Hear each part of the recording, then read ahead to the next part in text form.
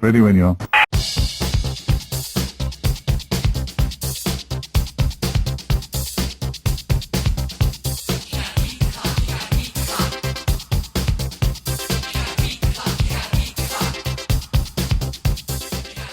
Assassinations, severe sunstroke, and Surly Susan's scissor assault. All on this 12th edition of I'll Explain Later, the Doctor Who podcast where we learn about each other and so we learn about ourselves. With your hosts John West, Jim Hall, and Matt Needer. Tonight, Jean-Paul Sartre warned us that hell is other people, doubly so when it's Ian Chesterton in his flappy dressing gown trying to get his hands on the Doctor. Prepare to be baffled when a jammed spring drags Billy Hartnell and his pals to the edge of destruction. When David Tennant's possessed by a sentient son, it's less a case of burn with me as gurn with me. A top-draw guest cast and Michelle Collins star in pub quiz-themed Pulse Pounder 42. And driven by weird visions, the Fourth Doctor flees the authorities, steals a pensioner's clothes, wanders onto train lines and has a punch-up in a river. A typical night out for Tom Baker in the 70s, and by coincidence the basis of conspiracy epic, The Deadly Assassin.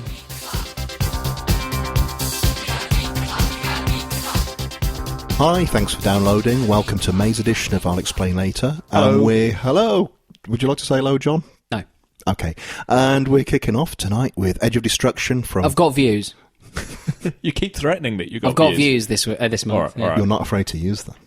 Yeah. Sorry, Jim. We're going all the way back. This is the earliest show we've covered so far, Edge of Destruction. Don't go too far back.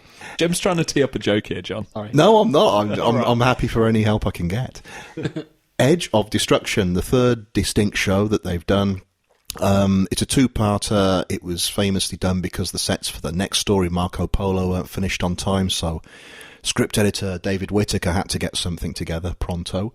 And what we've got is the TARDIS regulars, the First Doctor, Ian, Barbara and Susan, stuck in the TARDIS, acting oddly. They've woken up after an explosion.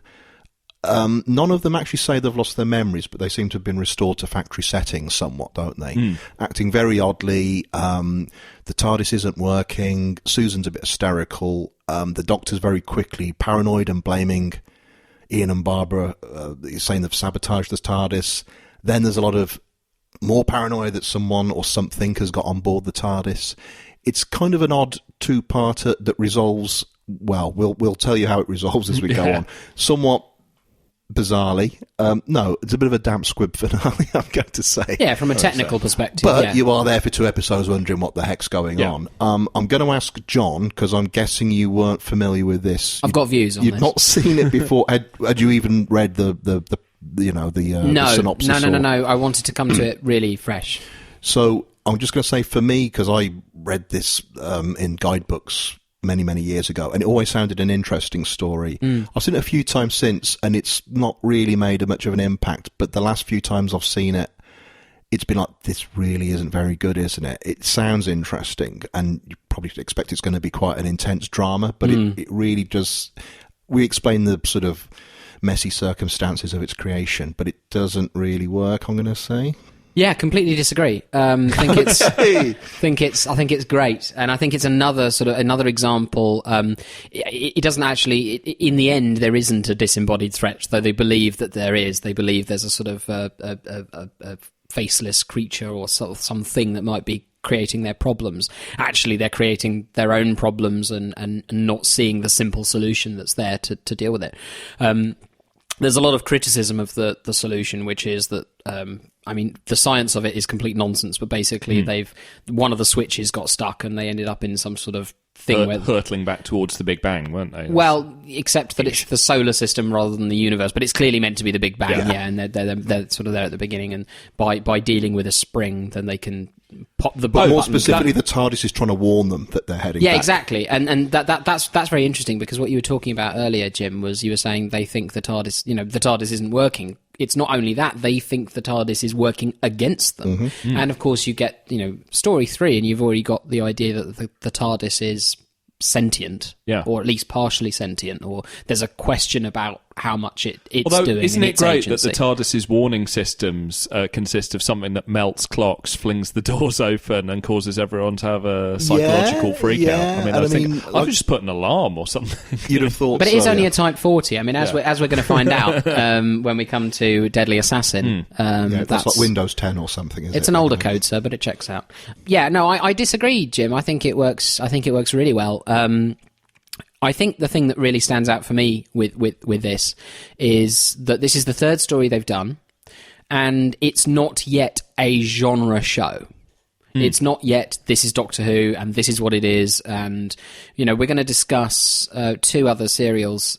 And I think in both of those there are, and we'll come to the various merits of them, but there's a sense of what Doctor Who is and what it does. Yeah. And it maybe, perhaps particularly Deadly Assassin pushes at that, but with The Edge of Destruction, they haven't come to that realisation They're still finding yet. the groove. They're still... Yeah. And I think that, you know, come back to my original point, you know, we were saying that they felt there may have been a disembodied threat. Actually, it's their own paranoia and their own problems and their own lack of having really developed a proper relationship. And actually, traumatic stress after the Daleks incident, partly as well. But I think it's not only is it a disembodied threat that reminded me of Midnight, which we've of course already reviewed, the David Tennant episode. Made a big note of that. There are massive shades of Midnight. Yeah, exactly. Or vice versa. Yeah, no, absolutely. Yeah.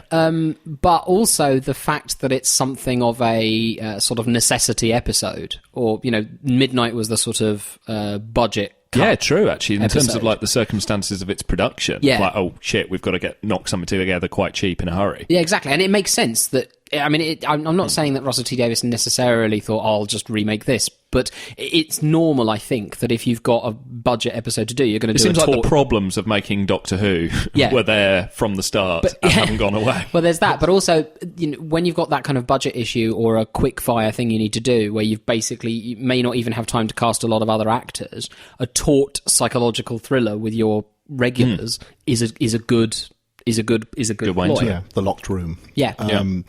No, when I was Or watching... the bottle I was, episode, as it was in Star Trek lore, wasn't it? Where it's like, oh yeah, we'll do one where something happens on the ship. That's like they would do those sort of 1 week in 4. Yeah, I mean, certainly when I was watching it, like I say, for me, this is the reality of it's been a disappointment compared to when I was reading about it in guidebooks. And I don't know, but I could imagine Russell T Davies, his starting point was, I need to do a cheap episode. And I always thought Edge of Destruction was going to be like this, and that might have been. Because, yeah, that idea of the disembodied threat is a really strong one, isn't it?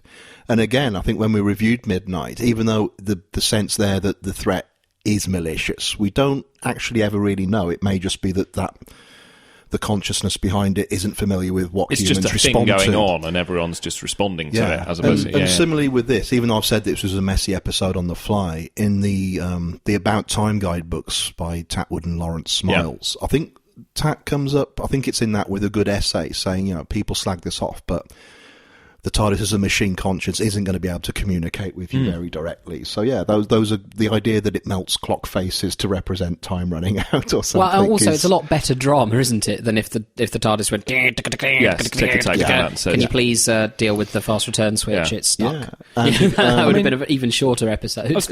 I'd probably split the difference between the two of you, I think, in terms of where I came at this. And I think that, for me, slightly, it suffers from, you know, having relatively only 2 months ago talked about The Rescue, which is another David Whittaker two-parter designed to do some character business and ultimately, you know, get us from A to B in terms of the other serials around it. And I think we all had like a surprising amount of praise for The Rescue, I think, in terms of how it dealt with the TARDIS crew as people.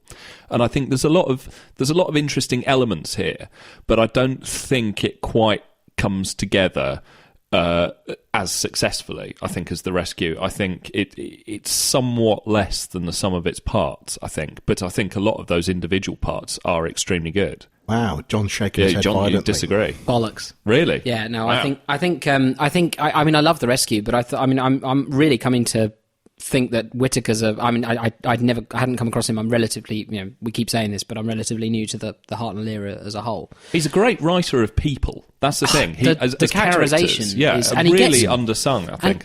Carol Ann Ford, who I've always been led to believe isn't a very, let's say, is a relatively limited actress. I feel that the dialogue does get quite a lot out of her as well. Well, at this point as well, where they're really playing on the, she's the girl from space, and she really does sort of she's seem very otherworldly, incredibly alien. I mean, Yeah. you totally Unearthly, you could say. Yes, You indeed. But I think no, I because for me it's all about the paranoia. The key here is the paranoia and the fact that these people don't really know each other, and by the end of it, they come to know each other a lot better and have respect for each other. The Doctor is so emotionally stunted that he never, not even at the end when they're reconciled, because they know he means to say sorry, he doesn't say sorry.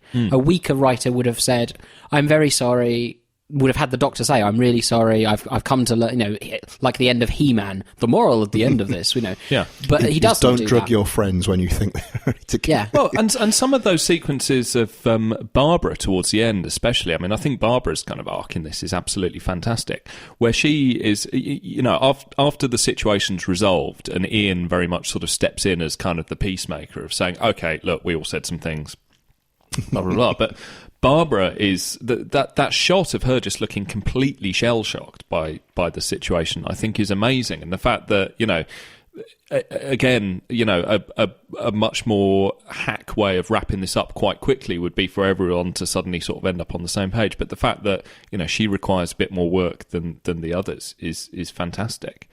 But I think as well that what this really sort of captures, which is something that Doctor Who never does again, and I think the aspect of it that's almost the most interesting bit of it is how all these people deal with trauma.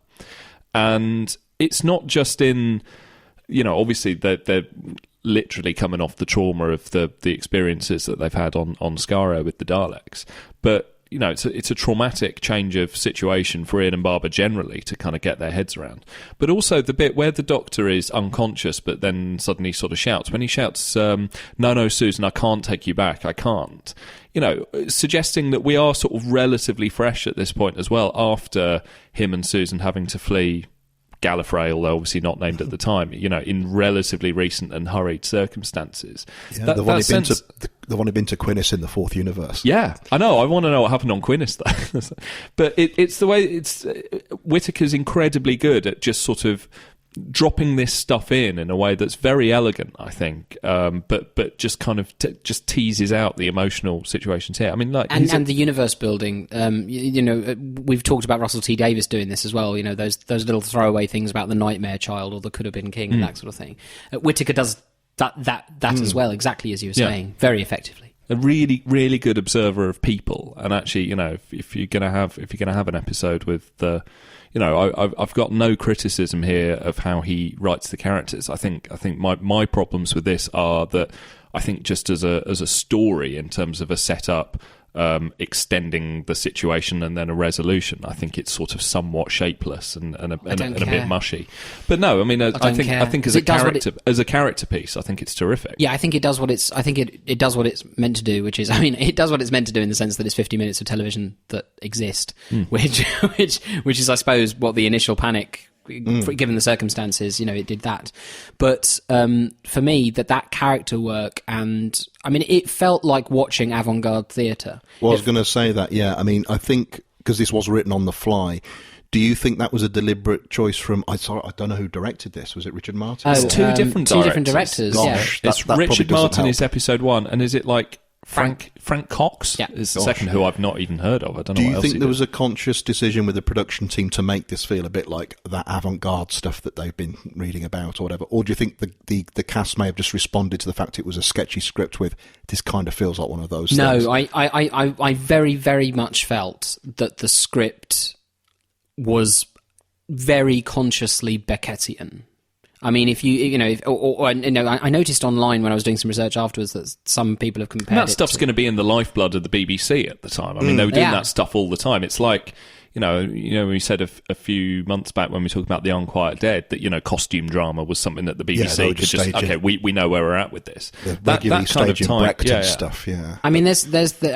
People online have compared it to Six Characters in Search of an Author, Pirandello thing, which I haven't actually seen, but it reminded me a lot of Beckett, Pinter, Martin McDonagh, the In Bruges guy. The lines in it are so... I've just picked a few. She's fainted, but she was all right a minute ago. I don't think this cuts as deep as you think. What's going on here? What could happen?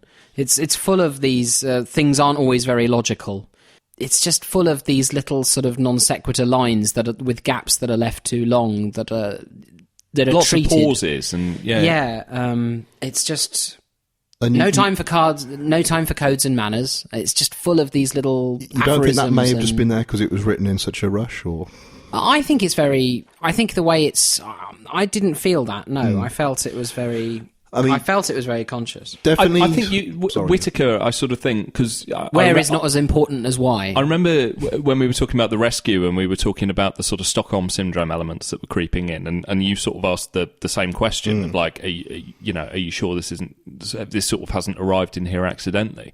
And I think the picture that we're getting of Whittaker, because thinking as well, because he did the Evil of the Daleks, didn't he? Which I remember thinking that sort of the character stuff on 60s Earth at the beginning of that is also sort of incredibly well-rounded. All those kind of, dodgy characters like Bob Hodges and things like that, or whatever he's called.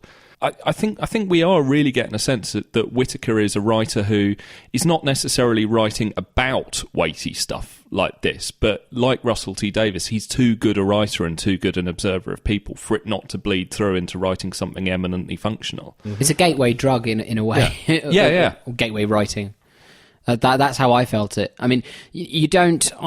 You can say you can. It's the opposite to a sort of Saywood situation of sort of well, in all sorts of ways because it's good, but it's an opposite to a Saywood situation where it's like, okay, I am writing a thing about monsters that arrive on Earth, so it's all going to be about monsters that arrive on Earth, and that idea that you can be writing about one thing but sort of get other stuff in is very. Something that Whittaker's obviously very good at. And it's evidence again to me as well that if the writing is good and the characterization is good, if the resolution at the end is, they didn't check that the switch had popped back up, fine. I don't really care. Did we all enjoy the sort of 5-minute lesson in how switches work as well when he gets the pen? No, I'll concede how the springs work. I concede that is daft. But the scene that was really... It's quite sweet as well, isn't it? The scene that really sort of struck me, because I've only seen this Jim one... doesn't think it's sweet. No, I'm baffled. No, it's just the fact that the Doctor's explaining it to Susan, of all people, isn't it? Yeah. Yes, it's really the person who's probably least likely to need explanations of how the TARDIS works. I've only seen this once before, I think probably about 7 or 8 years ago. And there's a couple of lines in it that I've just completely forgotten about that now I sort of want to bring up because I think it's... Again, I don't know whether it's just something that Whittaker's writing at a level that the series isn't accustomed to, or whether it's that this was something that we'd see in the early days of Doctor Who. Is it when Hartnell calls the fault locator the fornicator? Yeah. No, that's something we'd see a lot more of in years to come. But it's the scene where the Doctor gives up hope, and he says he deliberately puts Susan and Barbara near the door and says, like, okay, we're going to do this. And then he says to Ian, it's because I don't know what we're going to do. We're all going to die. And so when the end comes, it's going to hit them quickly and they don't know what'll hit them. Which is, simultaneously sort of compassionate, but so chilling because you would never... And I mean, we're going to talk about the 10th Doctor in 42, shortly. But whereas it would always be, oh no, you can always find a way, or where's your Allons-y, and we're going to sort it out or something. Just that idea of like, we're so screwed here that we're all going to die, and I want to make sure that it's as comfortable and as painless as possible for Susan and Barbara. It's extraordinary. It's not the warmer Hartnell that we've seen in later. Because there is character. I mean, I kind of think it is in a way though. It's compassionate, but also he's given up hope. It's the start of that, which is the point I wanted to bring in, which is this was written on the fly, and the two things that were introduced here are the TARDIS as a sentient thing, and there's a very deliberate thing of, we've not reviewed the first few stories yet, but the Doctor's a much more aggressive character in that, and this seems like a very deliberate way of stopping things dead and making just the crew get on much better together. We've touched on that before. I mean, again, they didn't necessarily have to do that. That could have just been something the actors and the writers brought in gradually. But do you think that's a good thing, to stop things dead and actually have the Doctor making amends with people? I think Barbara having that big scene in the first episode when she really takes him to task. Oh yeah, no, that's really superb. I think that does work very well, because you don't get a sense of. I mean, Matt's already he's already mentioned the fact that, he's in a throwaway comment. He says to Susan, "We can't go back." There's that sense of him being very anxious and afraid, actually. And that's clearly his subconscious. That's what's exactly high on his mind. And so I think, regardless of why they decided to do it, maybe they felt they couldn't continue with him being such as a sort of grumpy, aggressive character, and it was clear that he would actually have to come to the fore. As the leader of the ensemble, rather than it being a pure ensemble piece. I think. I wonder if it's a longer. Sorry to interrupt you, but seeing as it was, it was commissioned as quite a long initial run. I mean, Series 1 was commissioned at 40 episodes or whatever it turned out to be. I'm pretty certain it wasn't just that they were doing 6 and then we'll see how it goes down. I'm not sure if it was that long. I haven't got the stuff to hand, but yeah, I think it may have been slightly shorter than that, actually. But I'm prepared to accept that, in whatever sort of bulk they were commissioning at the time, that there might be a sense that by about 10 weeks in, we'll have a developing arc in terms of the characters. Yeah, no, sure. But my point is, regardless of whether that was intended to be over a longer time or whether whether it was intended to do it over a long time or whether it was done on the fly, I think it does make sense. It's not like they decided, this isn't working, and he does a volte-face and it's a complete character shift. He's a very anxious person. He's clearly afraid. They've come from a bad situation. Their home planet, they had to leave for whatever reason. They've just had the thing with the Daleks. He's clearly afraid. He's slightly paranoid. And he turns against these newcomers, but as he gets to know them, he welcomes them in, and then you realise that actually that isn't all there is to his personality. So, I think it makes sense. I mean, it's so sweet at the end when they have reconciled. He hasn't apologised, but he's said everything but sorry. And he said, I seem to have gone round the bend. And that final bit where Ian puts on Gilbert and Sullivan's sort of big cape, and the Doctor's about to take his arm. Yeah, they're about to link so sweet. Yeah. I mean, that's really. And actually, I think that scene where they all get dressed up in the garb for the next adventure it's a sort of. I can see why. I miss that setting up for the next adventure. Well, I really love the setting up for the next adventure because it does draw you in. I immediately want to know what's going on with the big footprint in the snow that they find. You might be disappointed. Yeah, but at the same time, it's also just that sense of the characters interacting as people, and Donna going in to put on a warm coat in Planet of the Ood or something. Whereas at no point in the 80s did the Fifth Doctor turn to Adric and say, do you know what? I think your rubber pyjamas might not be the apt thing for this environment that we're about to walk out on. It was just a sense of these are people and they're being written as people. And we'll all get dressed. It's cold and snowy outside, so we'll have to. I think the producer was less concerned with making merchandise and kind of. We've just discussed that idea of the Doctor getting on much better with the characters, and it is retconning to some degree. But do you have much truck with this theory that the Doctor, that's his natural state, and he kind of learns humanity from hanging out with humans for so long? Well, that's certainly an arc that comes into it much later. I mean, that's the entire point of the Christopher Eccleston series, isn't it? Of a spiky alien loner dude who, thanks to hanging out with some humans for a while, gradually has the edges filed off. And also, actually, I mean, it's interesting when stuff starts to kick off between the group and they fall into their respective groups. It's the Doctor and Susan siding against Ian and Barbara.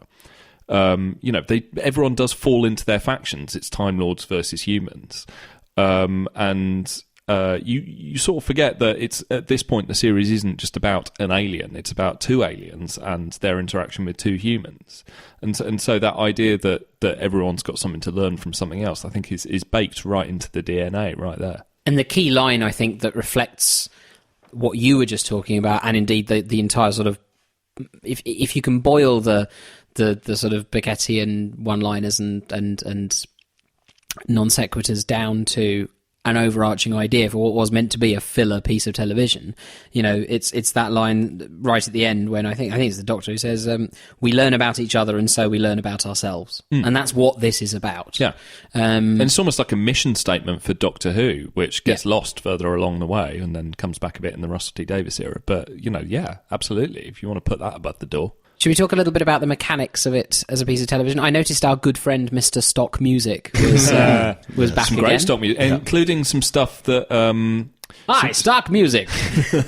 some cues that I recognised a bit from the War Machines as well. There's like, I mean, all that stuff sounds so great now. It's like, I could listen to that for hours. It's just weird, hugely atmospheric. Hazy still drones sounds really alien. Yeah, super alien. What about the machine that delivers either sachets of water or milk? I liked the little sachets. They reminded me of, I once was on a Ryanair, an on-time Ryanair flight. Which other budget airlines are available. Other budget airlines are available, though if Ryanair wishes to sponsor this podcast, we're open to offers. But I was on a Ryanair flight where they offered scissors in the back. They offered you a glass of brandy for just €3. So I decided to. I know where are you going with this? We have Irish listeners who are going to detest the fact that I did the accent. I do apologise, but anyway, the brandy that I ordered came in this little pouch. So I was it's sort of little like a drip, isn't it? You sort of plug an intravenous tube. Nothing less classy than the Ryanair brandy. But it does sort of. I mean, you mentioning the food machine. I mean, yeah, we don't. Am I right in thinking 60s, that we don't see the food machine again? I think it's at the start of the Daleks, the preceding story. I think it's kind of phased out, which is good because it's quite a stock futuristic. It's a bit like in Forbidden Planet when Robbie can synthesize bourbon and stuff, you know. And that goes, and again, you got the sentient TARDIS idea, which then doesn't get used again for a long time. I was going to say, in a story about the TARDIS, like how great is the TARDIS in here? I mean, that's the one thing that whereas sort of in later years, the TARDIS pretty much becomes a set of 3 walls and a console in an otherwise in the 80s, it barely is bigger on the inside than it is on the outside. I mean, in the 80s, it's literally 3 walls that they have to shoot flat on, really, and then the occasional other room that they dress in. It's like Man About the House. Whereas there are so many. Not that good. There are so many bits to it here. The idea of it as a 3-dimensional space. And the sheer size of it is really impressive. One thing space to do drama that immediately came to mind was obviously we a few months back we had the finale of season 9. So you had the classic TARDIS interior makes a return for the sort of alternate TARDIS that Clara ends up going off in. Spoilers. And I remember thinking, oh wow, they've made the classic TARDIS set look like an amazing space, and I wish it could have looked like this in the classic series because it did look really good, all lit up like that. And then you go back and see the Edge of Destruction and think, no, that was the set that they originally started off with. Pretty much, although you have got the photocopied walls at some point. You've got the photocopied walls, but there's that sort of Perspex box room thing, the sort of little ante-room that it's got, and, all the other furniture and the big thing that hangs down from the ceiling or something. The idea of this being a huge space, it's got a sense of scale to it that I think the later TARDIS kind of lacks. And again, I really like that detail and that world building. I agree, and there's just space to do drama in the TARDIS. If you're going to do a TARDIS if you did a TARDIS bottle episode in the 80s, I mean, you'd go mad. It would just be a single shot. What did we think? I'm sorry to bring it down to a base level, but what did we think? Susan's black dress. I was going to say Barbara's rather racy leather trousers that she opens the episode with. Doesn't she pick those up on Skaro? Yeah, they're from the Thals. They're traditional Thal trousers. Are they now? I can't wait to see the Thal chaps when we come to do the Daleks. So, John, available for cosplay? Any of our listeners? I'm available for any listeners that wish to. I'm on the Twitters. It's very specialist. Quite niche. What did you think of William Russell's performance at the opening? Like I say, they're all a little bit bewildered after the explosion, but he is extraordinary in it. It takes a while to warm up a bit, doesn't he? Yeah, I mean, again, no one involved in this thought it was going to be seen more than once, but I'm not sure what choices he was making. Compared to how good he is in pretty much everything else we've seen him in, though, and it's very much cast as the leading man, but he does seem a bit underpowered at the start of this. And you're right, actually, I couldn't work out whether or not it was just him acting like, okay, you've just been hit over the head and you're coming round, or whether or not he's just a bit mystified by the material. But no, I agree. I mean, but also I think character-wise, actually, he's the one that possibly of all the 4 regulars kind of comes off least well in this. Yeah. I really think it's. I agree with that. I really think it's Barbara's episode. Yeah. But Susan doing her sort of wide-eyed space child kind of thing, which again they kind of diluted as it went down, and the Doctor's kind of arc and journey it's going on doesn't leave him much to do other than to hang around in his rather snazzy dressing gown. Well, it comes back again to when we've discussed this before. Even if you just go a couple of years later into the Troughton era, this does feel like it's a more progressive era of the show than in later years, and in fact later decades. I can only presume that Verity Lambert steering the ship as producer was part of that, but clearly Whittaker's writing, it's very firmly the case that it's Barbara's deductive reasoning, it's Barbara's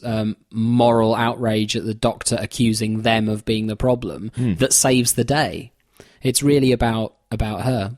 I think the impression we're getting about the Hartnell era in general is that in sort of 1963 mirrors 2005 in the sense that the BBC go, we've got this huge new series, let's put our best people on the job. And wasn't always the case later in Doctor Who. But I mean, here it's like, it's a creative team that, even with a filler episode, still managed to do something interesting with it. Some of you have taken the trouble to phone us regarding the order in which we showed the Edge of Destruction. You were quite right, we did in fact jump a space dimension, and we ask you to forgive our momentary time warp. However, I'm pleased to be able to say that BSB's very own Time Lord has just decreed that we will be able to show the 2 episodes in the right order tomorrow at 00:30. So, for our second story this evening, we're going all the way up to 2007 and the episode 42 from Season 3, starring David Tennant as the 10th Doctor and Freema Agyeman as Martha. And I think this is a story that possibly takes on a little more weight and import to us now. Sorry? Does it? Well, I think it does, in the sense that this was the first episode written by Torchwood head writer Chris Chibnall, and I remember it being a big deal that they'd finally let the Torchwood guy have the keys to the TARDIS, who, as we stand now, is recently, in the last few months, been announced as the new showrunner, taking over the show from 2018, I believe. Mm-hmm. So I think in some ways this kind of potentially puts a bit more weight on how this and the small handful of other episodes he wrote are now being sort of looked at and considered, and people are starting to comb through for clues as to what his take on Doctor Who might be like. But we can come to that. But basically, to briefly summarise, it's a very straightforward plot. The Doctor and Martha are trapped on a spaceship headed up by Michelle Collins, Cindy Beale from EastEnders, that's plummeting into the sun. Let's not forget her sterling work on The Word as well. And Sunburn as well, I seem to remember, where she played a travel rep. Isn't she on Corrie now? This might be more interesting, actually, than talking about 42. Come on, let's stick on course, chaps. Let's stick on course. So we've not even described the plot yet. They're on a spaceship. It's plummeting into the sun. Sorry, she was in Coronation Street 2011 to 2014. Oh, really? As Stella Price. Anyway, they're on a spaceship. It's plummeting into the sun. The Doctor can't get to the TARDIS because it's sealed off in a really hot room. And so they have to find a way in order to stop the ship falling into the sun, basically, and eventually they do. I guess the gimmick of this episode is that it's bad. Doctor Who's... Is that it's really bad. Is that it's terrible. Is that it's supposedly Doctor Who's first ever real-time episode. It's called 42. It's 42 minutes long. You have a countdown clock kind of running through it. It's actually 45 minutes long. It's actually 45, yes.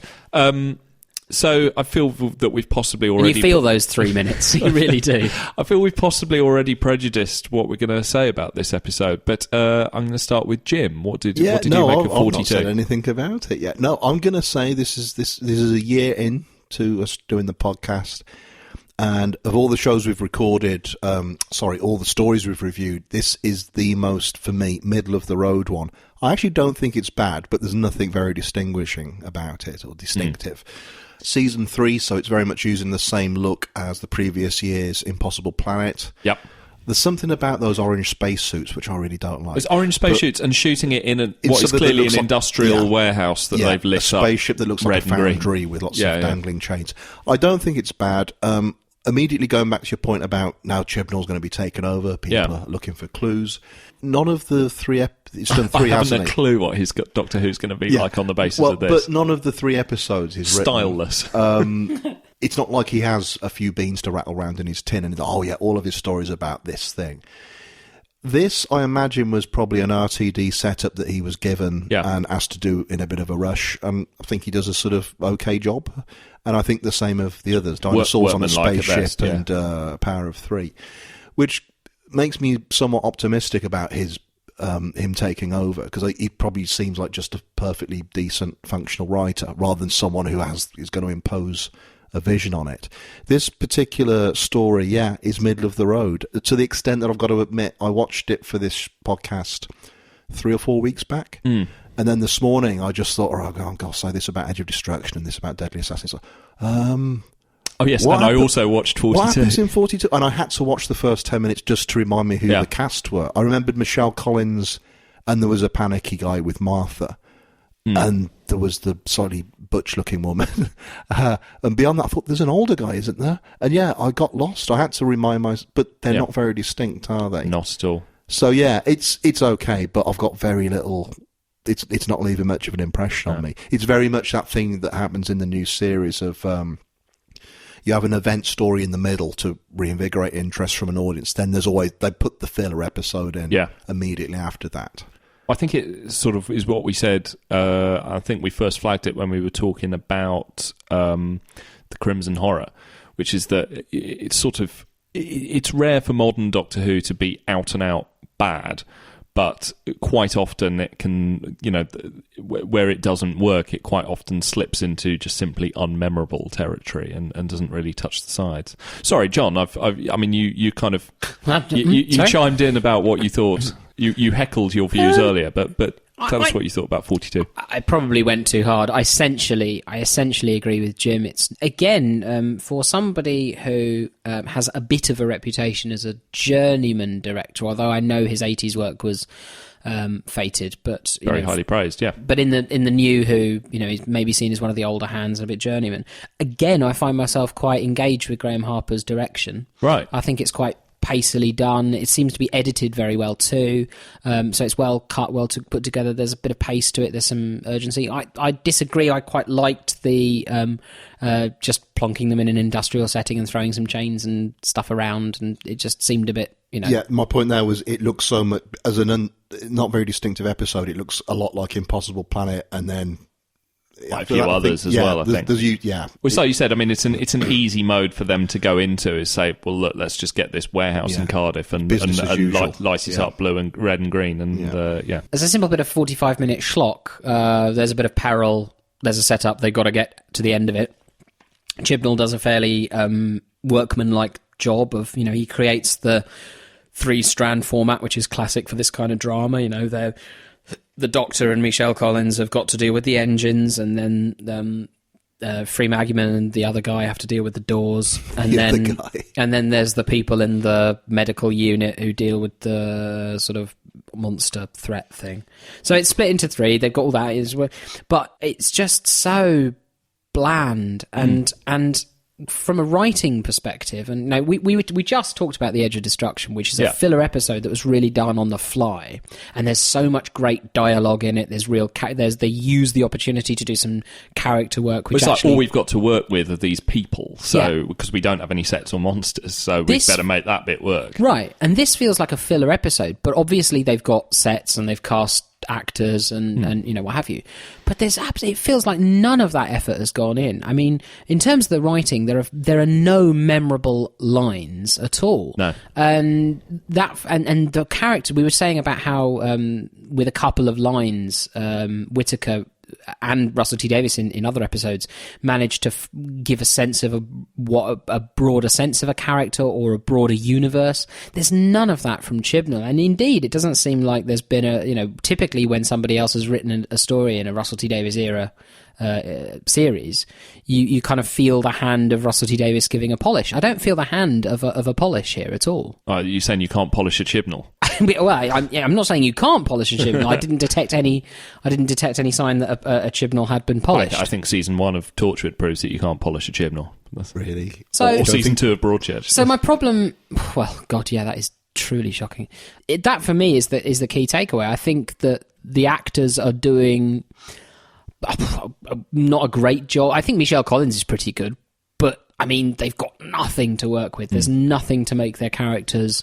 There's not even a hint or half a line that can make their characters slightly more interesting. There's nothing for those actors to work with. And the dialogue is extraordinarily flat, and it's full of... and it's also got one of those lines that I detest in that sort of early first sort of 2 years of Tennant. That sort of, oh, we're in the Tarachi system. Oh, for God's sake. Oh, I've got blue slippers. Oh, I've got some new jeans. Oh, it's so brilliant. It's like, I'm looking forward to the story when he's got blue slippers. It's like that fucking character in the Fast Show. In music, brilliant. Yeah. It's very grating, and I think it is meant to be slightly grating, but yeah, no, there's just nothing here. I mean, I really, when I knew that this was coming up, because I had seen it before, and I'd remembered it as being a poor episode. Like you say, with New Who, there's a certain base level of quality, and that's there, I think, in the pacing, the direction, the money that's on the screen. But oh God! And actually, the actress who plays Martha's mother, whose name I cannot remember, she's just terrible. That whole stuff with she was Saxon, she was in the Nelson Mandela film. Ando. I'm trying to remember which Nelson Mandela film she was in. Anyway, this is off the point. Adjoa Ando, sorry, is her name. Nelson Mandela meets Frankenstein. There's Nelson Mandela meets the Wolfman. Yeah. I guess for me, because I remembered this being dull at the time, and sure enough, on rewatching, my first rewatching since I went out here, it was dull watching it now. But something I'd slightly forgotten about was that this was an episode that I was actually quite excited about first time round, simply because we've talked in the past about how the Russell T Davies era of Doctor Who sort of lives in the television universe, and it's very much sort of aping other television. So Jim's pointed out in the past, the season finales are a bit like X Factor finales. You've seen Doctor Who in previous years very consciously do costume drama. You've seen it do reality TV, blah, blah, blah. And here, I mean, even down to the title, they are obviously doing 24, which is the hit show at the time. Although I think it was a bit of an afterthought. I don't think that was... Do you think... Because that was the thing. I've even read it was like... I was going to say, because if you're doing a real-time episode called 42 at the time when 24 was one of the biggest shows on TV, I was quite looking forward to it being... a gimmick episode in the sense that, with a clock. Yeah, with a clock. Exactly. Well, I mean, and Buffy did its gimmick episodes with the musical episode, and there was that X-Files one where it was actually an episode of Cops that Mulder and Scully turned up in, and those are quite fun, and I was quite looking forward to Doctor Who doing something quite similar, that we'd be getting an episode of 24 essentially with the Doctor thrown into it. The thing that really bugs me about this was that it sets its stall on being done in real time, but it never feels like it's in real time. You never feel that sense of the ticking clock, other than the fact that there is occasionally a ticking clock and the music's quite bombastic. Yeah, it certainly doesn't run with that idea. I mean, I think it's telling we're a good 10 minutes into discussing this, and we haven't talked about the threat in it. We've just mentioned plummeting into the sun, but there's this whole thing with the possessed crew members. Yes. Burn with me and all this kind of stuff. That and feels incredibly tacked on, that sort of eco it does feel crowbarred in of... Oh, we've got to wrap this up. It's not retconning. Trying to come up with something that the kids may do in the playground come Monday, but I don't know that was the case at all. And also the fact that the threat isn't just plunging into the sun, but the resolution is that the sun is sentient. I mean, I'm really aware that Doctor Who, broadly a science fiction show, but most of its audience aren't necessarily sci-fi nuts. They're family viewers who are just enjoying it. But even by then, it seems such an old idea that, what, you mean the entire thing, a planet or a sun or whatever, is sentient? Yeah. It's such an old idea by then that it's barely passes muster, does it? Well, that's the thing. And I mean, and I know it's an episode that you didn't like, but I do like. But I did think something... an episode like Kill the Moon, which came much later, which takes that sort of same sort of slightly silly premise, essentially, slightly old hat of like, oh, well, the moon is not what you think, it's something else.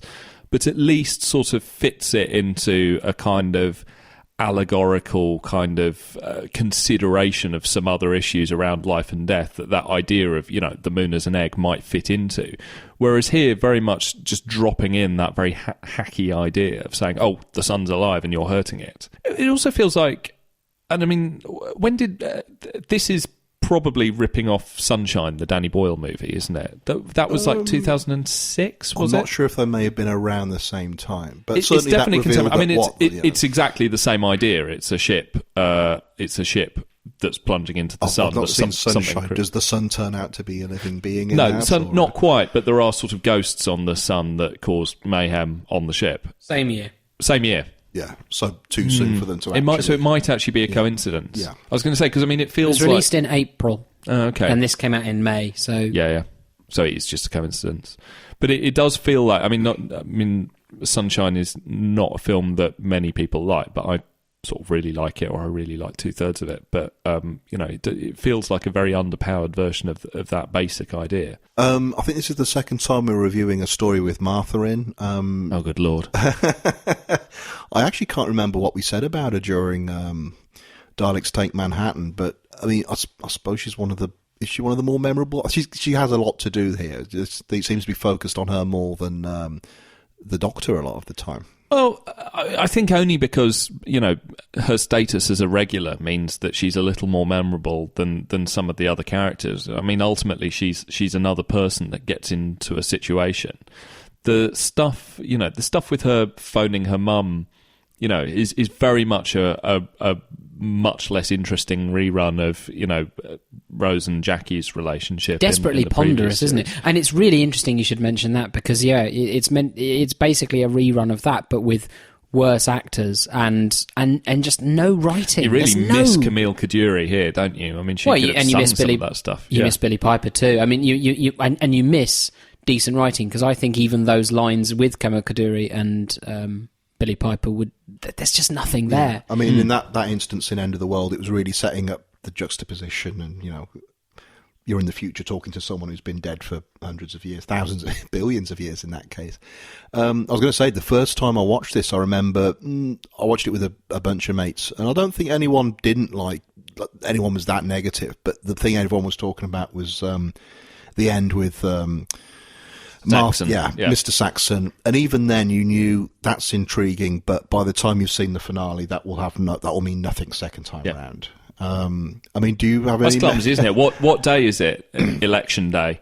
Yeah, I can't quite... I don't have the political calendar in my head. Can you just give me a date, please? Yeah, they're very engaged with the political process. Yeah, absolutely. Oh, yeah. Having said all that, there is one bit of this that I thought was actually quite effective, but I think it's effective simply because it doesn't make all the same mistakes as the rest of the episode, is the airlock sequence where the ship's cut off and Martha and this other guy are in the pod, and you see them drifting away, and you've got the Doctor and Martha sort of silently mouthing at each other through the windows as they drift away. I have to say, and maybe it's just because it's surrounded by such unmemorable stuff, I did think that was quite effective. Not as funny as the one in Partners in Crime, though, is it? No, it's not. Well, it turns out if you add gags to it, it's even better. But what they do there is they do drop out the music, they drop out all the sound effects, so you just have this thing silently drifting off with these two people mouthing at each other. I mean, it's it's not the most sophisticated scene, but I think in an episode that I think is kind of lacking in any real tension or pace or anything, and very much I think that sense of urgency is just there by having the music hammering away relentlessly throughout. A small sequence where there's no sound and no music and just two people looking at each other did seem quite powerful by comparison. There's no flair in this. No, not even from the sun itself. Very good. Sorry. No, there is no flair in it, though. There's nobody brings anything to this that makes you sit up even for a second. Murray Gold's just sort of bombasting away. Michelle Collins does a sort of serviceable performance, but the character isn't really fleshed out. That whole thing of that being her husband who's been possessed and then dies. There's no... I mean, I know they try to do the thing where they float away at the end. She sort of tries... And also, they're just about to be saved, so she pointlessly kills herself. It's just that isn't really rendered that they're seriously in love with each other, or that she really loved him. It's just not... But it's not... It's not acted that well, but it's not written either. And it's another of these occasions when the Doctor's meant to have inspired a sort of either a wrong or a morally so-so character to sort of step up to the plate and do the right thing. We don't even find out she's wrong until later, and even then she's acting out of ignorance, I think, rather than... I quite like Michelle Collins in this. I mean, I think she's fine. As sort of as ballsy space captain, I quite like her. But do you know what this reminded me of? She's beating Beryl Reid for you, is she? Absolutely. Yeah. But interesting you should make that comparison, because bits of this did remind me a lot of Terminus. actually, that even though it's it's a lot more bombastic than Terminus, so kind of has this surface air of activity which Terminus completely lacks. It's even more bombastic than Terminus. It's even more bombastic than Wow. Terminus. Well, Terminus shows very few signs of life at any point throughout, whereas at this, there's a lot of running around and banging and crashing on the score. But ultimately, a whole section of the resolution of it a bit involves the Doctor going outside and flicking a lever on the outside of the spaceship, and that sorts it out. Yeah. Which did remind me of John pointing out in Terminus that the whole situation's resolved by trying to find a big enough stick to jam into a lever to stop it from... Hey, there's no stick big enough. You need the dog man. You need the... Oh, if the Garm had turned up here, I'd have been delighted. You mentioned Formazi? Yeah, could have been good. I was trying to see if there was any kind of idea. There doesn't. I should stress. I always sort of sit here and I've made these notes and there's this great idea or this great subtext. There doesn't have to be an idea. It can just be a piece of drama. It can just Which be. is sort of what 24 is, really. Yeah. I mean, that's the thing. It's like coming back to what it's trying to rip off, what its source material is. But I do think that simple drama stuff works best when, even if you don't have an idea, if the dialogue sings, if the people seem realistic, if there's a genuine interaction between the characters, you're engaged more in that drama, even if it is just a piece of peril drama. But, and this is a simple situation thriller. But I think it's even worse here because they try to bolt on an idea. They try to bolt on this idea that humanity... It's almost a sort of ecological message that humanity's always using resources and burning up things, and they do this... they don't know what they're... You talked about the ignorance of the Michelle Collins character. They ignorantly scoop up this fusion material... Bits of the sun. Bits of the sun. Sun particles, isn't that what she says? In order to... which has been regulated against, in order to fuel their engines, and then it turns out the sun is sentient, so but even that, it's so lazy and it's so bolted on, it's so unnecessary. It would have been better to not have an idea. It would have been better just to have they're falling into the sun and it's how do we deal with it? Yeah, just straight ahead peril rather than... Why does it need... Either have an idea and weave it in. It feels like the idea is only there to facilitate a resolution, so the Doctor can then think, if we jettison the cargo, we'll be fine. And possibly a nod to older fans of Planet of Evil back from the Tom Baker era, which has the same resolution. Well, Chibnall is an old school fanboy, isn't he? Oh yeah, he gave Pip and Jane what for. So to wrap up, on the strength of this, are we all really excited about the Chibnall era? Well, like I say, I don't think this is terrible, it's just not very distinctive, and I think he was given a broad remit and asked to do something functional quickly. And, I've no problem with that. See, I disagree. I would rather watch something that is trying to do something that I actively disagree with, but is trying to do it with some flair, than something that's just bland. Yeah, but this doesn't touch the This is sides. his first Doctor Who script. I'd rather be enraged by Doctor Who making decisions that I disagree with than just being bored by it, frankly. You're still waiting for Stephen Greenhorn to take over as showrunner. No, this is extraordinarily dull, and it's not dull because it's a a sort of situation thriller. It's with a simple job to do in terms of ship flying into the sun. It's dull because the dialogue doesn't then help you into that situation, and for that person to then be script editor producing. But it was the best part of 10 years ago, and maybe he's improved. Broadchurch Series 2. I've never seen Broadchurch. However, we'll review. I didn't like Broadchurch Series 1, by the way, but Broadchurch Series 2. See, I've still got this very born in the 80s thing of there were only 4 channels when I was growing up. And so if something's on 1, 2, 3 or 4, I'll watch it even if I can't fucking stand it. So I hated Broadchurch, and I didn't like and I hated Broadchurch Series 2 even more, but I still watched both of them. And on the basis of that, I'm not excited about Chibnall. In fact, I'm terrified. Chris, what would you like to ask them? Did you not feel that the story with the Vervoids was perhaps a little too routine Doctor Who, very much what the audience is expecting? It's not really very challenging for them to watch. What do you mean by routine Doctor Who? Well, the story itself has been done in a different way in the past few years, very much a whodunit on board a space liner, and a very traditional sort of thing that people will expect Doctor Who to fall into. But I thought a lot of you Doctor Who fans like to have traditional stories. Right, so wrapping up, we have The Deadly Assassin, which I think it's fair to say has a fairly... Is a tautology? I don't think it is a tautology. No, it's not really, is it? Because I'm sure there are plenty of incompetent assassins out there. And although I was chatting about this with a friend who said... Any number of people who tried to knock off Castro. Said the benign assassin is probably a more interesting immediate concept. But sounds like a Hitchcock film or something. Yeah, the benign assassin. Or a Jerry Cornelius adventure. But I think it's fair to say this has a decent reputation. Very decent. Yeah. One of the all-time classics, one might say. Yeah. I think it's still very high on the listings, isn't it? When it.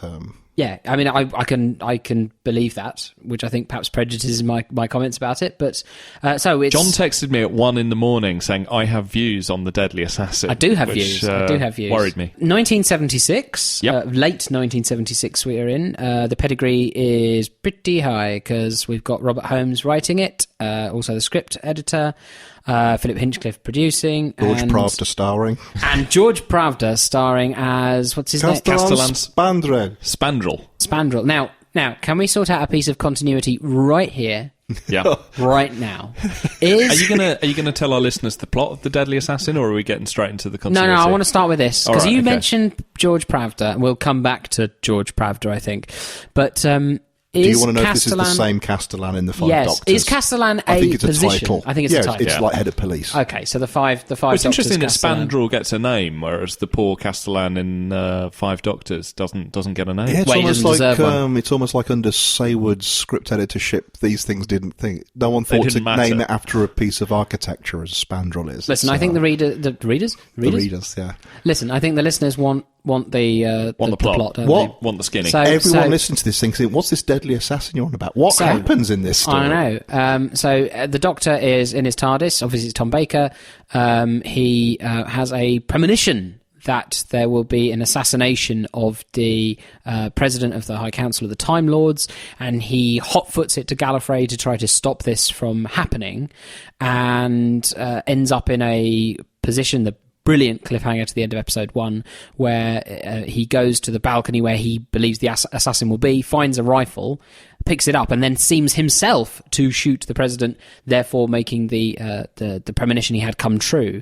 And of course, he's framed.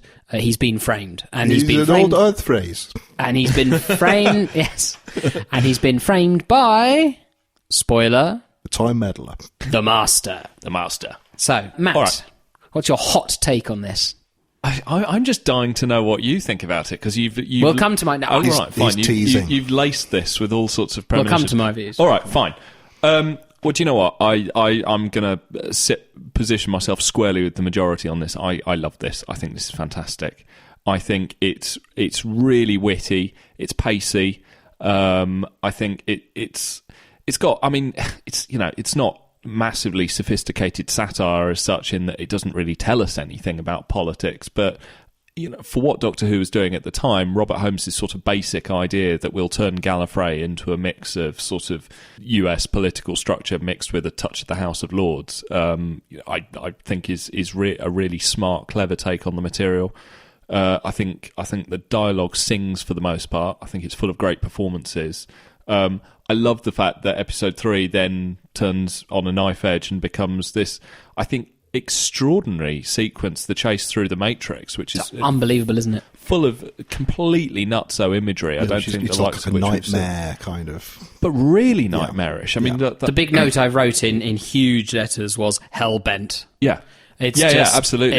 It's absolutely... It's berserk, but I think this goes further than Hellbent. I actually agree. Yeah. I mean, I was watching it thinking, because I liked Hellbent, obviously Capaldi episode. Hellbent or Heaven Sent? Oh, God, which one is it? Are you talking about the solo one? Yeah. Hellbent's The solo one. Gallifrey. Yeah. It's Heaven Hellbent, Sent's right? the one in Heaven the- Sent's Is the it? one where he's on his own in the castle. Is it? Heaven Sent's the billions of years in the castle. That's the Yeah. one. Okay, Yeah. sorry.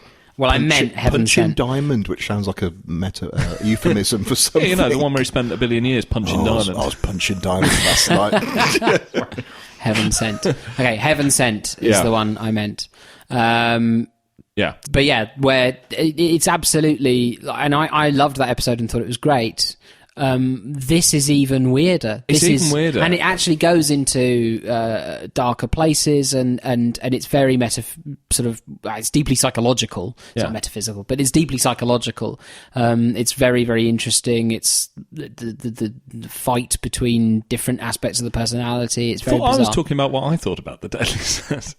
No, I'm going to jump in. Right, fine. I think the political satire, like you say, is not hugely sophisticated. But John, did you like the Deadly Assassin? I think it was amazing. Yeah, absolutely fantastic. Okay. You disappointed me. You came here today saying I've got views, and texted Matt, and I always thought that this means you're going to be coming up with a. I deny this reality. I thought we had another Kinder on our hands. I deny this reality. But actually, this is interesting. So just to interject, and perhaps we could sort of work this into what Jim thinks about it as well. Hello. This hasn't always been seen as a solid gold classic. What? That's exactly what I was going to bring up. What? This refer us to Dictionary Corner. Jim Hall's going to tell us about Susie Dent. Yeah. Okay. I mean, for as long as I've been a fan, this has either been regarded as seriously one of the classics, or, and this is kind of relevant, just as a kid of 7 or 8 reading about this in Doctor Who Monthly, it seemed like it was a classic because there's such an obvious thing to pick up on. It's the Doctor going back to his home planet for the first time on TV and having this massive showdown with his enemy, the Master. And even as a kid of 7, if I'd not seen any Delgado stories, the fact that he's his arch enemy, but he's not the debonair guy. He's an absolute twisted husk, just hell-bent on revenge. Walking corpse, isn't he? Yeah, barely even walking. And yet, it was weird when I got back into fandom in the late 90s, reading this heavily, many times reprinted essay, review by, is it Jan Vincent Rudsky? Yes. Who was I think, head of the Doctor Appreciation President Society. of DWAS, and then later editor of TV Zone magazine, wasn't he? And his was a contemporary review. From the time. Just ripping this to shreds. And it's been a while since I've read that, but my memory of it was...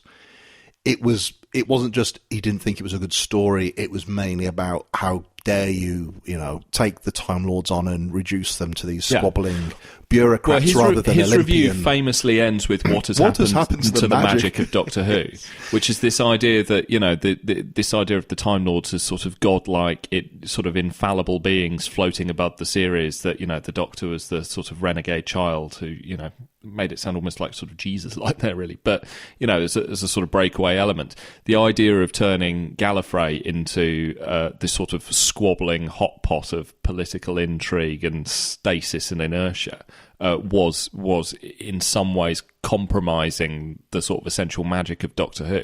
Now, I fundamentally disagree with that because I think this is just a great piece of drama.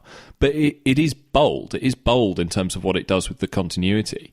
And I think, if only because pretty much all Doctor Who, including the modern series, kind of takes its lead from how the mythos of the series is set up here, it can perhaps seem a little less striking. But it's it doesn't take anything for granted in terms of what it's doing, and it knows it's pushing the show in a completely new direction. Yeah, I mean, we've mentioned that Jan Vincent Rudsky review, which at the time I think it gets reprinted in that Cornell compilation of fanzine things.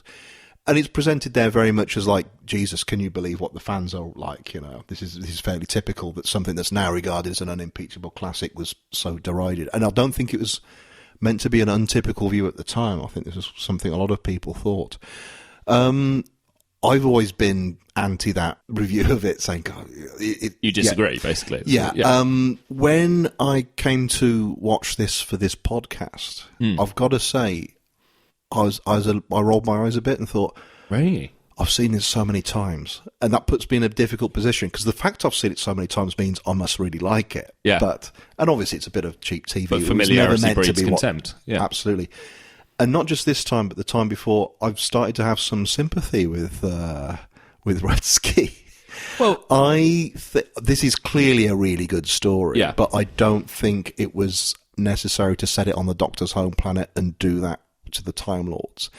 I can absolutely appreciate why Robert Holmes did it, and I don't think he had a big intention of doing anything disruptive to the continuity. No. It was more, it's just a cool idea for a story. As far as I know, it was like, let's do the Manchurian Candidate.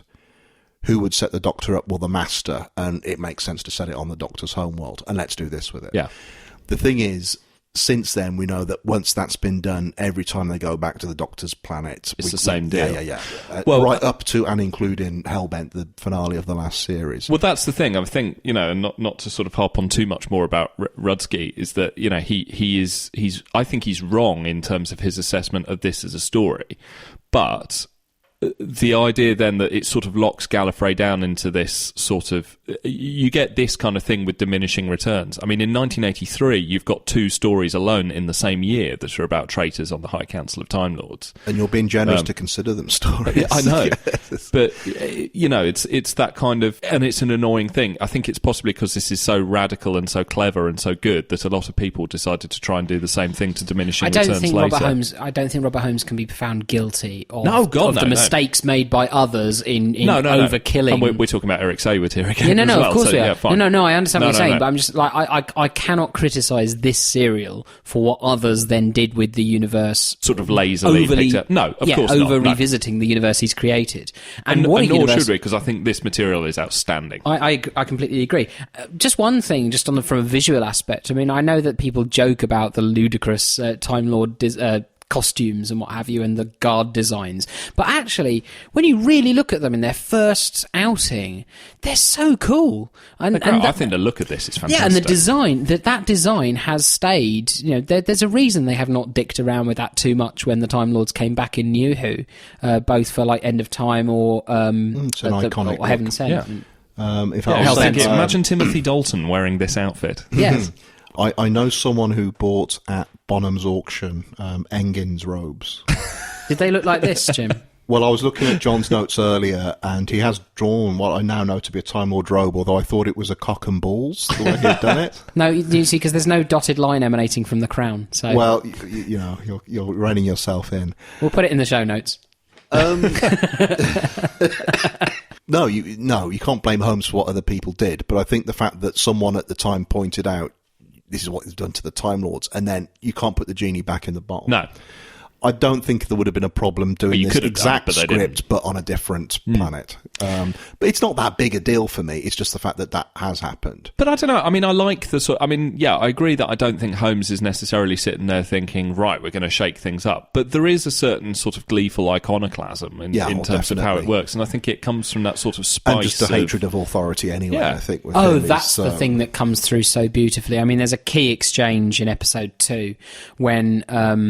what's the name of the Time Lord who's got it in for the Doctor? Barusa. It's Barusa. Well, at that point, there's Barusa and Goth. Is there? Yeah, but it's Barusa actually at that point. He's old school teacher. No, Goth. I mean Goth, but who basically wants to execute him Bernard there. Horsfall. Bernard Horsfall. I love Bernard Horsfall. Who basically wants to execute him there on the spot, and the Doctor realises that by standing as a candidate for the presidency himself, he'll buy himself some time, and he invokes Article 17 of the Constitution. This is John at his most nerd. I've never seen this happen. I think it's wonderful, and I think it's Goth who says he is abusing a legal technicality. I wrote this line down at all. He is abusing a legal technicality, and the Doctor retorts, "No, sir, I am claiming a legal right." It's fantastic. I cheered when you said that. Yeah, and it's really, it's not. There's not a subtext there. You don't have to go looking for anything. It's about how, even with politicians being decadent, there's actually a beautiful reference to the outgoing president's honours list, which is a very live concern at the time because Harold Wilson had just stepped down to be replaced by Jim Callaghan as Labour Prime Minister, and famously, as he left, there was a very... Tom Baker tried to shoot him. There was a contentious honours list that had a departure honours list by Harold Wilson. So it's a nice little joke. There's Although that bit where the president's like holding the list and he says, "There's some names on there that'll surprise them," which I love. That kind of little bits of like political world building are fantastic. Yeah, and of course it's a nice clin d'oeil to the contemporary situation. But no, Holmes's disrespect for the cosy consensus of authority is written throughout this, and the fact that he says, but actually you can use the system. It's not a revolutionary position. It's saying you can use the rules that are there to counter this, and therefore you've got to know your rights, you've got to know your position. Well, and in fact, part of the reason why the Master's plot is allowed to take hold in the way it does in this is because seemingly the Time Lords, have all of these rules and all of this sort of back history, but haven't really bothered to think about it to any great extent.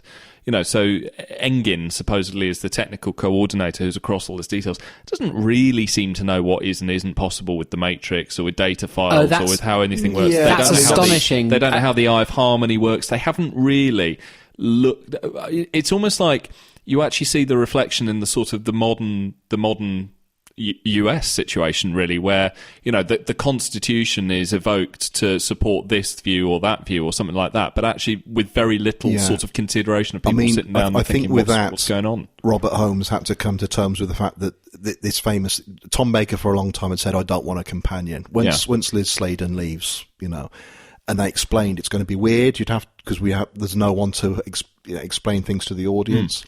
I think that's partly borne out here that. Yeah, you get these weird situations when the Time Lords don't know anything about their own history or society. Like and I think Holmes realises that and is making it probably as... making a virtue of it. Yeah, really sort of playing it out. Why on earth do these people not know what's going on? So Eric Remind Chitty. me again who this Rassilon figure who founded Air Society is. Eric Chitty is coordinator Engin. Engin and Spandrel are a great duo. Yeah, they're terrific. I love them. Big Finish should do an Engin and Spandrel, although both the actors are dead, of course. But actually, I better fact check that. I assume Chitty died 20 years ago. Yeah, he died in 1977, actually. The year after this. Died in 1985. But Engin, the fact that he is cast as such a doddery old man, I think is brilliant, and he's playing with all these, and the Matrix is essentially a huge database. And I don't want to read too much into it, but looking back, we know what we know now about mass surveillance, the Snowden revelations, all that sort of thing. It's very telling that at the end when they say, we must adjust the truth. It's all about data, data, data. What if the files about all the different Time Lords have become corrupted? It feels like very live contemporary stuff now. It does feel like a projection of what the future... Well, the thing I took from that was more Barusa saying you need to rewrite the events so that... of course. The public don't get panicky about... No, of course. Us being fallible. But that's exactly what the current situation is too, though. I mean, it's the same impetus driving that. It's so astute. Yeah, I think it's extraordinarily astute, and the just a constant theme of power corrupting. I also don't think... I mean, I really can't agree with this idea that it sort of demystifies Doctor Who. I mean, obviously it reveals quite a bit, but surely their decadence is already revealed by the end of the Troughton, the conclusion to Troughton's run as the Doctor, that they convict a man who's, for me, ostensibly been extraordinarily good. Although I like that retcon that the lifting... I'm right in thinking that it's this idea that the CIA were involved in somehow surreptitiously lifting the Doctor's sentence from Earth. People have joined the dots a bit after the fact there, and the idea of whether, because Bernard Horsfall plays one of the Time Lords in War Games as well, whether it's the same character or whatever. So can we talk about... I was just going to say, my problem with that... Sorry, by CIA you mean the Celestial Intervention Agent. Celestial Intervention Agent. That idea of showing the Time Lords, my problem with it is I don't think Doctor Who needed to, and even though Doctor Who's a science fiction show, I think once you start to put that stuff in, you're inevitably going to get continuity stuff from fans and less imaginative writers. I just think it should have been kept off and get on with telling stories, really. No, I disagree. Okay. I think it's the job of the writer to do the best that they can and to create... I refuse to have... To be fair, it speaks to the lack of imagination of later writers. I mean, in the same way that this throws out the portrayal of scene in the War Games out the window, it's a shame that no one later could throw this out the window and do something entirely different with the time. Yeah, that's not as if that society can't evolve. But yeah, sadly it hasn't, Can we talk about Bernard Horsfall? Well, let's talk about the rest of the story. Well, let's talk about the rest of the story. So Bernard Horsfall, is sort of one of those recurring Doctor Who actors. He's in it. He's loads, in a lot of Dr. David Maloney stories and the favoured actor. So he turns up in the War Games, and the James Bond director Peter Hunt as well kept using him. Oh, really? Yeah. Because he's in the War Games as one of the Time Lords. He's in I can't remember the character. Mind Robber as Gulliver. He's Gulliver in the Mind Robber. He's in Planet of the Daleks, isn't he? As one of the Thals. David Maloney. As one of the Thals. But I think he's extraordinary in this. And the way he moves from being, essentially sort of younger president in waiting, and the way he's sort of weighing up all those kind of decisions about whether or not, the Doctor being there is going to invoke a constitutional crisis for the new president, to kind of the sort of desperate assassin who's pursuing him in the Matrix. And I mean, that cliffhanger to episode 3 is quite notorious, and I'm sure we'll come on to that in due time. But he's able to play all these levels of like just the sheer desperation to finish him off as he's like there's all the snot running out of his nose and stuff.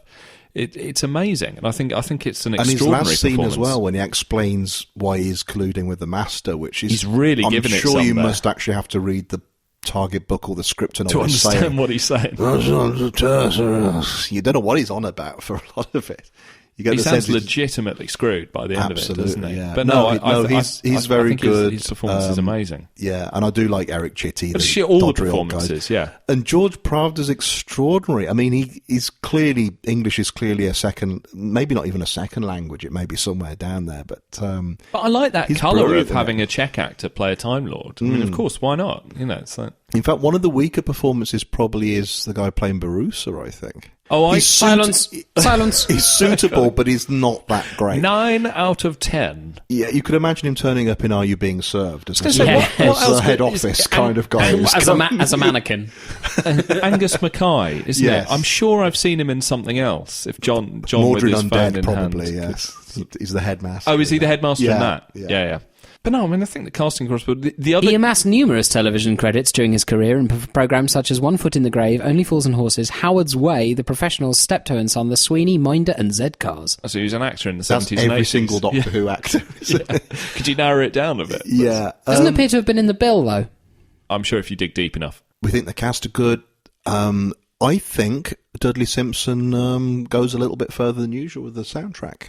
I think it's great. It's good. It's That- organ-based. It just... Relentless sort of organ Yeah. music in Bum, bum, parts 1 and bum. 2 is, it's great. And really sort of gives it a sense of scale and atmosphere that, I mean, yeah, obviously they're on studio sets. I mean, obviously episode 3 is almost entirely on location and just looks first class. I mean, it's fucking nuts, that stuff, but the change of pace is, in a four-part, it really just... and traditional, the really third brilliant. part is running on the spot. Yeah. And here, Robert Holmes thinks, well, let's do something utterly different Yeah. with it. Well, oddly, and that. But sorry, you were saying about the no, music. I was going to say that means that part 4 actually is the one that to me feels most underpowered in this. That actually part 4 is sort of okay. We know everything. The resolution we need is to a know bit rushed, isn't now. it? They just sort of have to wrap it up. Yeah. Yeah, and there's always a bit of a disconnect with what we see happening, and then afterwards when Baruch is saying, I don't know, he says something like half the city destroyed, unimaginable loss of life. You think, I didn't get any sense of Well, that. we're going I to thought have it to was imagine it. I thought it was one room, but yeah, there could have been one. There could have been a few extras falling under some polystyrene. But there is a sense of scale, I think, in terms of how. I mean, they do their best with the studio setting.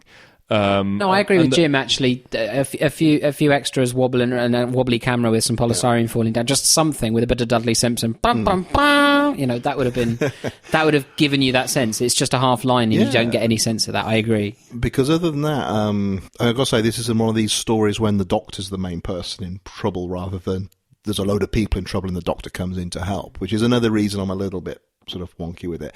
I do love it, though. I mean, I've got to say. Jim, shut up. It's great. It's fantastic.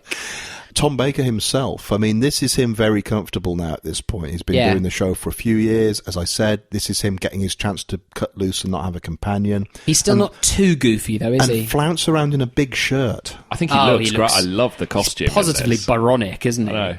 I do love that bit in episode 4. There's only a couple of bits of sort of goof. He's got to shimmy up that shaft in order to he's got to shimmy up that shaft in order to reach the Master and finally derail his plan.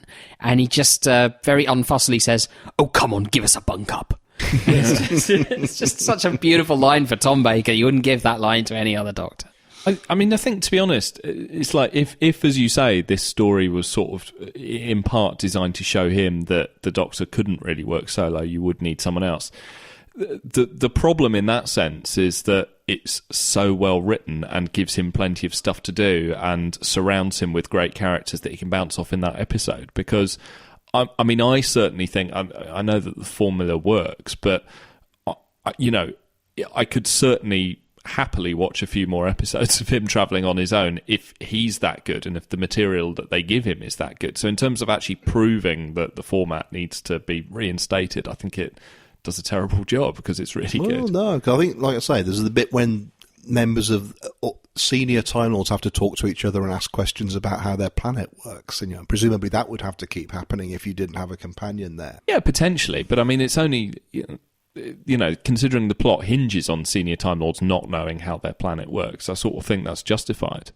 Although, actually, sorry, what I thought you were going to mention, one of the scenes that I really loved is where the Doctor nicks the robes, the Pridonian robes that he gets. Such a nice little vignette. Those two old duffers, and that's where really the House having of a steam Lords bath thing or something, aren't they? Well, they're just standing there sauna. getting ready for the ceremony, and you can sort of tell it's laced with that sort of sense that a lot of people think about the House of Lords today. It's the sense that these people are essentially senile, but also have constitutional power. So it's kind of dripping with this sense from Robert Holmes of like his contempt for these two old fucks who are nevertheless sort of can't remember anything, but are getting ready to do something terribly important. And I think it's brilliant where they're sort of like one-upping each other to see how many presidential inaugurations they could remember. And he says, I was here for the inauguration of Pandak III, wasn't he? The Master. Yeah, that's interesting, because I mean, I love the idea and I love the look, and I think obviously they didn't use the Master for a while after Roger Delgado died, kind of out of a sense of respect. Well, it's probably only about 3 years or something. But that's true, actually. But the show's moved on entirely. Yes, it's a different setup now. And I love the idea that in the meantime, the Master's sort of really down on his luck and, is going to go on, is in such a terrible state and is going to try and like have one last roll of the dice on Gallifrey when he falls in. Where is it? Tercerus or somewhere where he meets Goth? Tercerus. Yeah. I met him on Tercerus. The one thing I'd say, I mean, I really like the idea and I really like the visualisation, and I think Peter Pratt, does a decent performance. It's not written like the Master at all. It feels like a very generic villain. Now, I don't know whether that's the circumstances are that, they're just showing that the Master's character has changed because of the desperation of his circumstances. But if you were to say this is a different character or this is a different decaying evil Time Lord, there's nothing to link it with Roger Delgado's character. There's nothing to link it to the sort of Holmes Moriarty style relationship. No. And I like that. I like the fact that it's stripped of all the debonair and the quips and stuff, and just their essential relationship is just, I'm going to fuck you over. Yeah, and I think that works very well. I also, just on a purely sort of visual perspective, I really the mask of his decaying face I find it quite effective and pretty creepy. Well, the constant close-ups of his big eye as well, which are like, there's very limited movement on the mouth. But what do we know about the director, David Maloney? Is he something? He's regarded as one of the biggies. He did that in Genesis of the Daleks and Talons of Weng Chiang. So it's really regarded as one of the. Because it does come through that. Things like the close-up, I think the location work in episode 3 is really well handled as well. We should just explain, because it's kind of studio bound for 3 of the 4 episodes, and then the 3rd is entirely on location. It's in a quarry, but they've got dry ice and just a number of surreal visuals going on. The Doctor's in this dreamscape, and this is really one of my earliest memories of the show. They're so well considered, all of those. I certainly remember the Doctor sweeping the sand and having the clown underneath. Yeah. Oh my god, that's creepy as hell. And this sort of First World War Tommy with a horse with a gas mask just wandering by. For me, there was a lot of the Capaldi era imagery, particularly in Series 9, seems to have been cribbed directly from this. The First World War stuff. It's a biplane. It's not a Sopwith Camel, I think, but there's a bit where he's being chased by this First World War plane, and it's sort of a cross between North by Northwest and From Russia with Love. It's just. There are all these wonderful bits of just pure action imagery, but it's in the middle of this sort of taut psychological, metaphysical weirdness about searching for yourself, searching for the worst part of you, the best part of you, working out who you are, trying to work out people's motivations, how to make a poison blow dart in your mind. It's just all sorts of crazy shit. But it's terribly engaging television, isn't it? And the Doctor takes a hell of a beating in there, doesn't he? Like, at the end, he looks rough as hell. And even the stuff where... let's talk about the cliffhanger, perhaps. When Goth clocks that he needs water... And actually, all those things, Tom Baker's performance is really, really good in that, because he's just constantly sort of lightly licking his lips and just looking, parched, with the sort of mouth just sort of dangling sort of slightly open. It's great. It's so everyone kind of commits to it, like the direction, Tom Baker, Bernard Horsfall.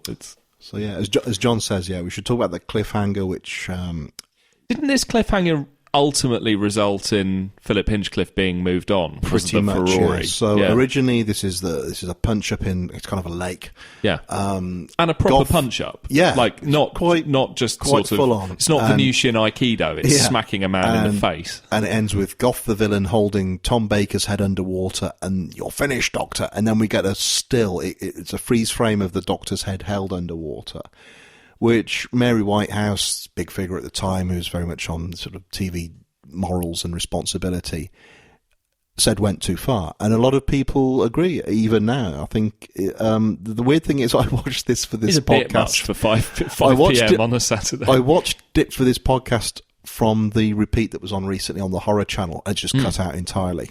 Really? Yeah. They're still they're editing it now? Mm-hmm. Wow. Yeah. And you didn't need it. You didn't need that close-up of the thing. But the weird thing I'm going to say is, like I say, episode 3 is one of my earliest memories of really watching Doctor Who. What I remember is the previous cliffhanger when he has his boot stuck in the train track. And it was kind of peril, and I was a little bit worried, but I wasn't like, it wasn't the end of the world. I don't remember this at all, the head underwater. No, it's just odd how some things affect you and others don't. The don't. boot in the train track is also very effective, just because Tom Baker's reaction to that is that, you feel the kind of... Because when the train comes... And it crunches down on his foot. Watching it more recently, when the train comes, it's clearly a miniature railway. Yeah. Whereas as a kid, I was a bit more like, oh my God, this is an entire locomotive heading his way or something. I was sufficiently engrossed in it that I didn't even notice that. I was so taken by Tom Baker's performance. As you say, when his foot is caught, it's really something. But I just think when you're watching a piece of television and the cliffhanger is a metaphorical train running going towards into the a character, tunnel. You're watching Doctor Who, and it's just brilliant. I just loved it. I think it's great. As a journalist, I did want to mention Runcible the Fatuous. Runcible the Fatuous. I love that. And as the people arrive here it's just... Because this is something fantastic.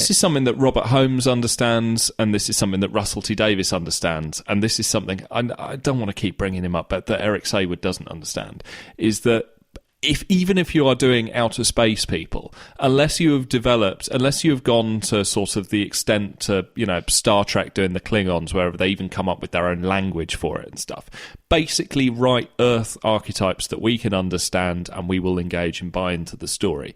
And that's brilliant, because basically Runcible is just a slightly obsequious BBC political reporter, and he does it with the exact tone and tenor of a BBC political broadcast. Yeah, who's not state ceremonial broadcast.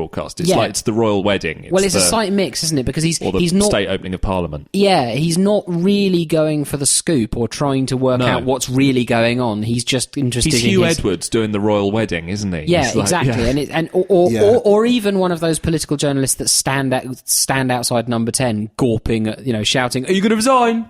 It's not really about the story. It's not really about the story. It's not really about finding out what's going on. Certainly Hugh Edwards is not even Nicholas Witchell, is he? He's not even got the umph. But this is more about journalism than it is about that. But I think it's great that Holmes has picked up on that thing of this particular type of public-facing journalism that isn't really about uncovering what's going on and what the motivations are, but is about the status and position of the journalist himself or herself. On the question of himself or herself, the lack of women in this story is really noticeable when the computer voice is a woman. And I don't know whether it's a conscious decision to say, look, this is a patriarchal society, a very patriarchal society, and oh my God, it's so ossified that there's only men. I don't know if that's a conscious decision or not. I genuinely don't know, but it was something that I noted watching it. Don't even get Chancellor Flavia or Linda Bellingham pop up. Sagacity. Well, it's funny you should say Linda Bellingham. This went out right at the end of 1976, and Doctor Who took a little break before coming back in the new year. 10 years later. Oh, shit, yeah. Yeah, Ultimate Foe, which completely lifted from this with the Matrix and all this kind of stuff. And that's... yeah, Holmes was involved in that as well, of course, wasn't he? In fairness, he was dying at the time, so Yeah. We can't really blame him. Well, we'll cut him some slack. Yeah, we'll cut him a little right, bit slack, yeah, considering. You said the term Matrix is interesting, considering what would happen 20 years after this. Yeah, Well, I mean, I 23. don't know if the Wachowskis' siblings are huge Doctor Who fans. It's quite possible. I know they reference The Prisoner in the original Matrix film. But yeah, the idea of the Matrix it not could just... be a coincidence because it is a word, but the Doctor does Yeah. plug into the Matrix and have a go into a very very real dreamscape. Mm-hmm. All right, so to wrap up, we really like this. I mean, it's no 42, but yeah, it's No, I mean, Go I on, think John, you can have the last word.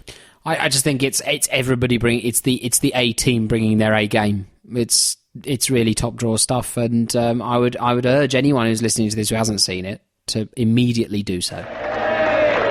Sir William!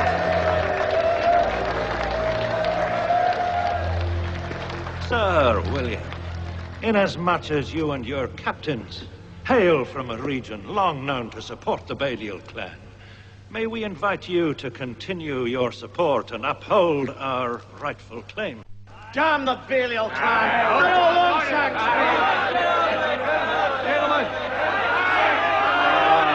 Gentlemen, now is the time to declare a king. Okay, so that almost wraps it up for this episode, but I did just think, seeing as this is show 12, it does mean that we've been doing I'll Explain Later for a year now. We are a full 12 months into this re-watching and re-examination of Doctor Who together. And I just wanted to see sort of take stock of what we've learnt so far, really. I mean, is there anything that's really sort of stood out that's taken you by surprise? Jim, I mean, you've obviously been watching Doctor Who a lot longer than we have. I have, and yeah, as I was keen to say on the first few shows we recorded, I'd just come off the back of about a 2 or 3 year rewatch of the whole thing. I mean, the thing for me is because John and myself we didn't really know each other before we started this. We'd met very briefly down the pub a couple of times. I'm so enjoying the fact that you enjoy Hartnell. Obviously, I'm enjoying recording with you, but the fact that you've taken Hartnell to your heart so much, even Absolutely. the gunfighters. Yeah, well, There are limits. It's There are limits nice to seeing the John's world seeing something that I'm very familiar with through slightly fresh eyes. Well, I was going to say, and I think I have said it before, but that is my key. My key takeaway from this is having watched Hartnell. I hadn't watched any Hartnell. I mean, I'd seen that very first episode in Unearthly Child, but You'd only seen him in the Five Doctors, really, hadn't you? don't let. We'll get to the Five Doctors when we get to the Five Doctors. Can't wait to get to the Five Doctors. But yeah, that's my key thing. The Hartnell era is so brilliant because nothing had been settled. The kaleidoscope was still very much in flux. There are lots of You're different parts misquoting moving. Tony Blair now, aren't you? Well, you know. But yeah, everything is moving around, and that lack of the lack of everything having been pinned down is just, it's so creative. It feels so fresh still. And the characterization feels good, and Hartnell's performance really sings. The other thing I think that I'm taking away from it is that Eric Saywood was not a very good script editor. John Nathan Turner wasn't a terribly good, or at least creative, producer. And apart from that, there's nothing new under the sun. Everything that people have praised New Who from 2005, and God only knows I love a lot of that, so I'm not dissing it. But a lot of the stuff that gets praised in that era, Russell T Davies or Moffat, is actually stuff that's right there in all of the classic Who, particularly in the Hartnell era or the 60s era and particularly in the Pertwee era, I think. The Hartnell era is the massive takeaway, and the fact that everything that gets praised about New Who is right there in classic Who. And I should say as well, I mean, Matt and myself knew each other somewhat better than I did you, but we hadn't really spoken at length about the history of Doctor Who. It's probably more the whatever the current series was at the time. So it's very enjoyable to do these, and Yeah, I mean, when I've been scheduling which stories we might cover, I've tried to make them... Jim's the coordinator engine of the podcast. I can't fit into his robe, though, sadly. I'd try and Which is why you turned up naked again. You try and get something that's regarded as a classic with two, which maybe not so much. But it's very difficult to tell, because no one's opinions seem to really... Oh, they're completely inconsistent. But I would say, I mean, I definitely agree with John. I mean, having not... Well, I'd seen more Hartnell than John had, but, you know, when I wanted to watch a classic Doctor Who, it would never really be the case that, oh, yes, I'll stick on a slow old 60s black and white one. And now, you know, sort of they're some of the ones that I most actively look forward to when they come up each month. Exactly. But aside from that, the big surprise for me is just rethinking how well written and well executed the Pertwee era is. I'd sort of... in my mind, that had kind of got locked down as kind of a fairly routine, sort of slightly shaky Dayglow kind of early 70s take on Doctor Who, and that sort of colour Doctor Who really got into its stride when Tom Baker and Philip Hinchcliffe took the reins. But actually, in terms of very sophisticated writing, but kind of arc building and sort of very modern approaches to storytelling that you know feel as fresh and modern as anything that Davis and Moffat have done with the series. That's been the real surprise for me, is just how sophisticated and how classy that era of Doctor Who is.